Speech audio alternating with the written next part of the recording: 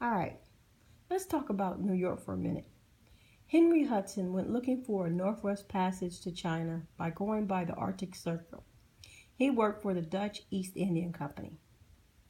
July 2nd, 1609, he landed in Newfoundland. Today we call it New York, which was a fort set up by the Native Americans, the Lempi, for trade. On July 25th, 1609, a dozen of men from his ship, armed with muskets and a cannon, went ashore and killed the people of the village. On September 23rd, 1609, he returned to Europe and claimed he established the region. 1610, he was able to go back to Newfoundland with the funding of the Virginia and the British Indian Company. The journey ended in a mutiny. The history books tell us that the island was purchased from the Native Americans. So,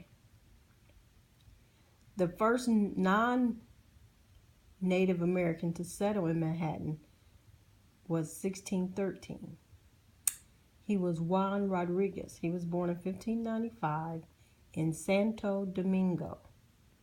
He was a man of African and Portuguese descent. His mother was African, his father was Portuguese.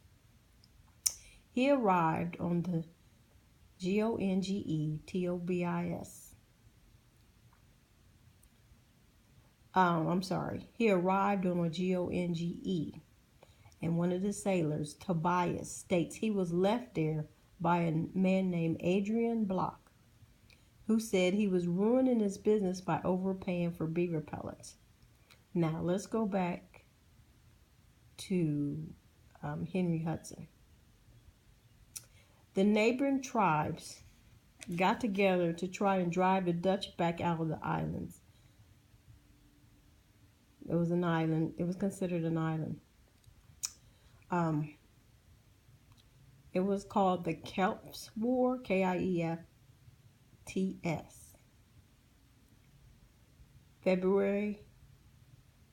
March 1638.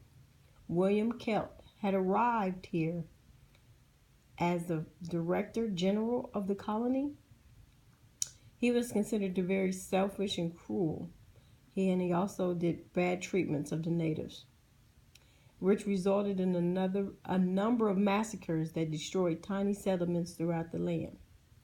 So February 25th, 1643, they had stormed the Native American villages, slaughtering women and children. Kiefts continued his attack, going from village to village. He denied giving orders to do this, but he rewarded the returning troops. This caused a lot of turmoil, so they end up impeaching Kieft. So in May 1647, with the removal of Kieft, a new governor arrived. His name was Peter Stuyvesant. Okay, now later on, the settlement shifted to the English rule in 1664 when Charles II, who had always thought he owned the area anyway, he had gave it to his brother James, the Duke of York. After a brief period of struggle with the Dutch, they asserted permanent control in 1674, renaming the land New Jersey in honor of the largest island in the English Channel, where James' friend George Caret was born. George Washington had recognized the strategic importance of the region and ordered fortifications to be made quickly and named the BERGEN militia. Now, the first non-Native American to settle in Manhattan excuse me, in 1613 was Juan Rodriguez. He was born in 1595. He was born Santo Domingo. His mother was African, his father was Portuguese.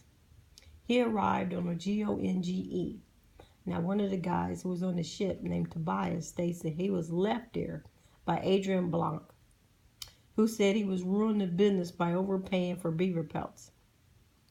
Okay, now, after Kiefts was impeached, a new director came around before the new governor had arrived. The second director was Peter Minuit, Minuit. He was German born. He also worked for the Dutch West India Company. Now, he was the second director of the New Netherlands. He also founded New Sweden, which is present-day Delaware, New Jersey, and Philadelphia. He was a deacon and a diamond cutter. He granted large tracts of property to any Dutchman who brought 50 workers to live in the colony. Although the system was developed for the purpose of cultivating the land, the patrons took advantage of loopholes to smuggle fur pellets and tobacco, and Minuit was accused of helping his favorites. After the colony minister Jonas, Michalius, wrote to the company about the director's various deeds, Minuit was ordered to return to Holland in 1631, and that's when Peter, Stuyvesant, came in to take over. Now, what was in the books for a long time is that the Manhattan sale, from Indians' point of view, is that they were not relinquishing the land, but simply welcoming the Dutch as additional occupants. In the contents of property rights, the Europeans saw different, but it was not non-existent. They allowed the Dutch to exercise what they thought was hunting and use of the island, and assumed continuing rights of the land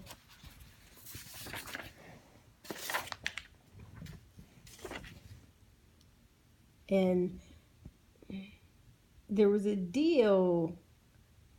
The Indians, I should say the Native Americans, was not on accordance with what the Dutch were talking about. So basically they took the land.